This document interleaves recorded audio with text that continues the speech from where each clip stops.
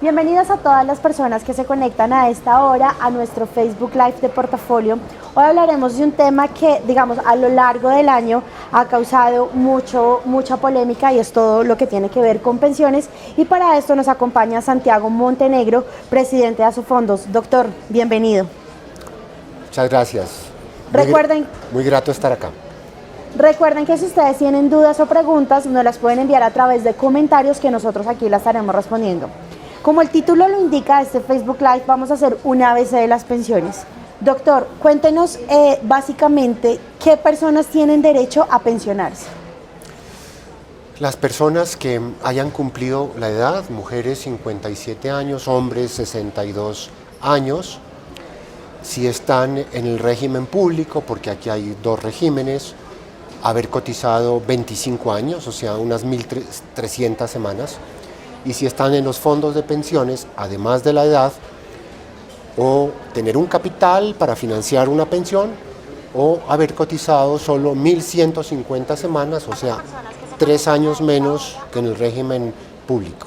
Esos son los requisitos para alcanzar una pensión. Doctor, muchas personas se preguntan qué es lo que más me conviene a mí o en qué fondo me debo pensionar. ¿Qué le podemos contar, digamos, a estas personas al momento de elegir un fondo de pensiones?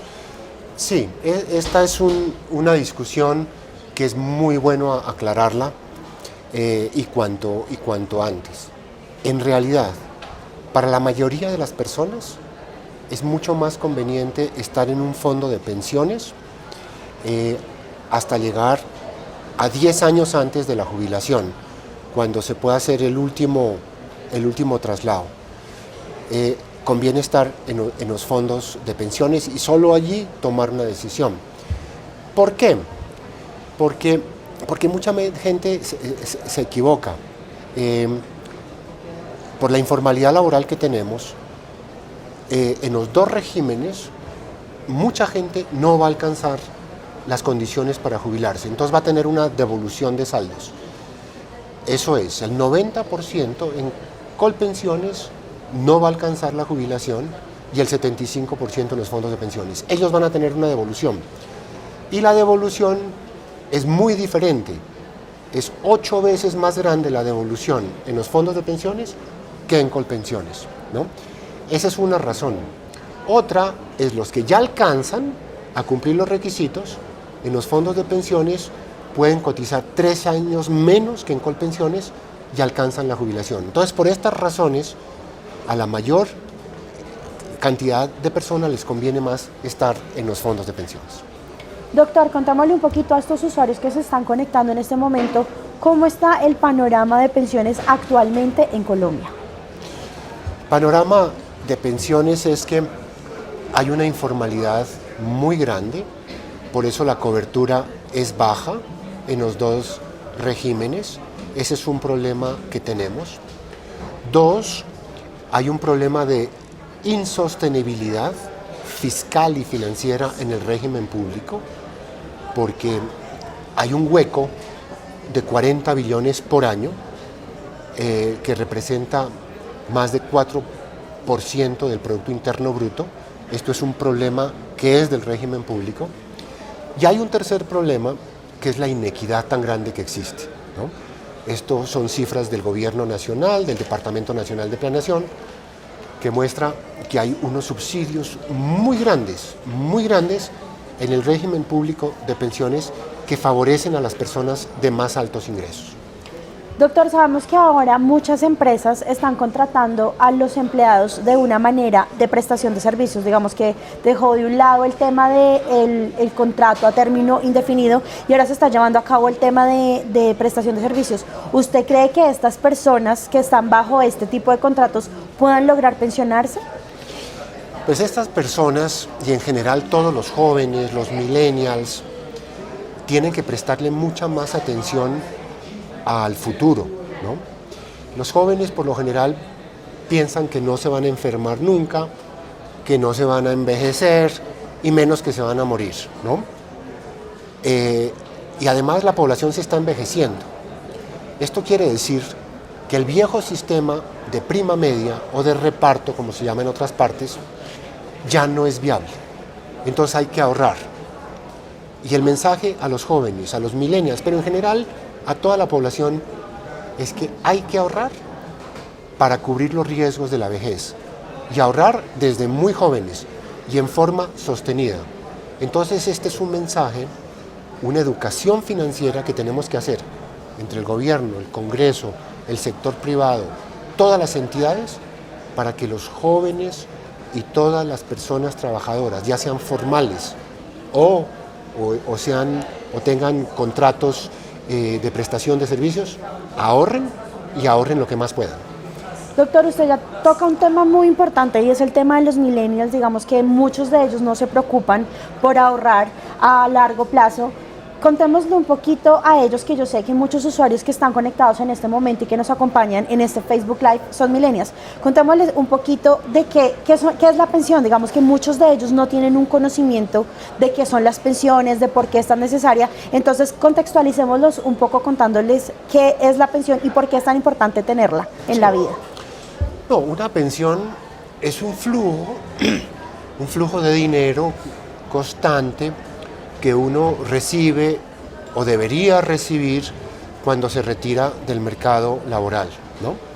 En Colombia la edad del retiro es mujeres a los 57 años, hombres a los 62, pero la gente está viviendo cada vez más.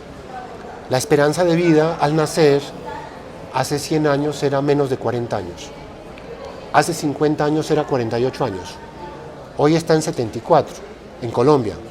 En Japón el 83, ¿no?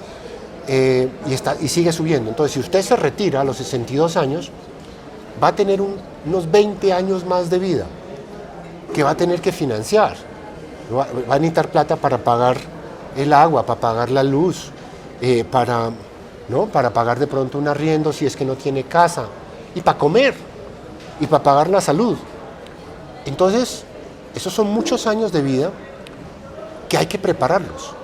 Y por eso es que hay que ahorrar para tener un monto suficiente que le cubra esas necesidades.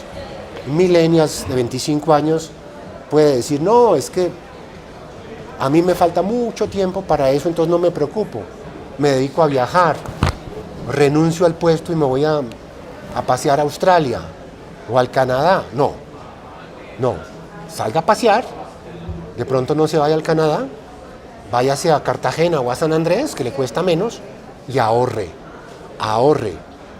porque cuando ustedes sean viejitos, no va a haber suficientes jóvenes para que le paguen con sus cotizaciones su pensión, ¿no? Es por la transición demográfica. Ese contrato de solidaridad intergeneracional que alguna vez existió, ya está roto, no existe. Por eso es que hay que ahorrar. Ahorrar. Eso debe volverse, ¿no?, como un leitmotiv, una obsesión para todos los jóvenes y sobre todo para esos llamados millennials. Doctor, ¿se puede estar afiliado o se pueden hacer aportes a los dos regímenes o a varios fondos de pensión al mismo tiempo? No, usted solo puede aportar a un régimen o al otro régimen, solo a uno. Pero puede ahorrar voluntariamente, ¿no? Voluntariamente, en los llamados fondos de ahorro voluntario. O también puede ahorrar en las pensiones obligatorias, ¿no? Eso es una figura nueva que existe, que es ponga plata en las pensiones obligatorias y eso además le reduce la base gravable del impuesto de renta, ¿no?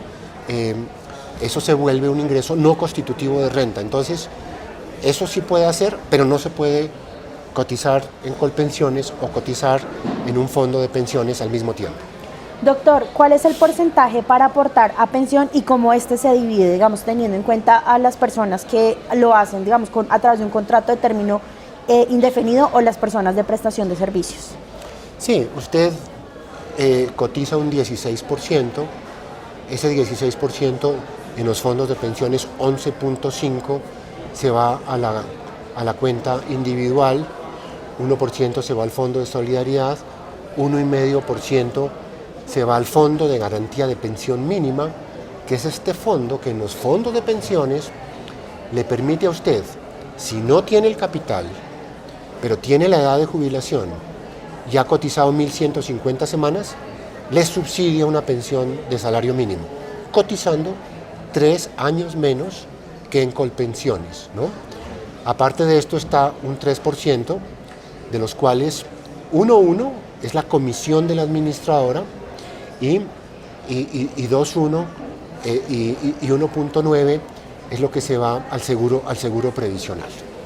Doctor, aquí Daniel Arevalo nos pregunta y nos dice si usted puede explicar cuáles son los dos regímenes de pensiones que existen en Colombia. Sí, hay dos regímenes de pensiones, que es una situación realmente absurda, ¿no? Porque debería haber uno solo. En América Latina solo Perú y Colombia tienen estos dos regímenes compitiendo el uno con el otro, lo que no hace ningún sentido. Por un lado está Colpensiones, que es un sistema de reparto o de prima media, como lo llamamos acá, en el que no hay ahorro. Las pensiones se pagan con las cotizaciones de los más jóvenes, pero como hay un hueco tan grande de 40 billones, también con el presupuesto nacional. Y aparte de este régimen está el ahorro y la capitalización individual, en el que la gente cotiza, usted cotiza, esa plata es suya, se va a un fondo que es suyo, eso genera intereses que van creciendo con el tiempo y cuando llega el momento del retiro, con esos ahorros se financia la pensión. La idea sería tener un solo régimen para que no haya esa competencia. Nosotros hemos propuesto en Asofondos que sea un solo régimen de ahorro y capitalización y que Colpensiones también pueda tener ahorro y capitalización. O sea, la idea no es cerrar Colpensiones de ninguna manera, sino que también haya ahorro y capitalización con las mismas reglas de juego en el administrador público y en el administrador privado. Doctor, ¿es posible que una persona pueda cambiar de régimen cuando desee? Sí, con unas condiciones es posible trasladarse de un régimen a otro. El último retiro sí es solo faltando 10 años antes de jubilarse, pero se puede trasladar de un régimen a otro. Doctor, ya para ir llegando al final de este Facebook Live, ¿qué pasa con el dinero de un afiliado si fallece antes de pensionarse? Si fallece antes de pensionarse, tiene herederos, ¿no? Herederos. Los fondos de pensiones, si queda un monto sobrante, es para el cónyuge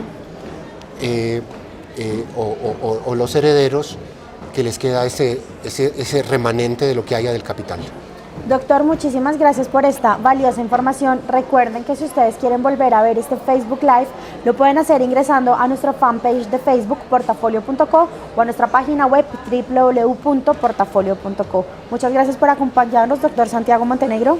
Mil gracias a ustedes por la atención. Estamos a sus órdenes para responder todas las inquietudes que tengan. Y nosotros nos vemos en una próxima oportunidad. Muchísimas gracias.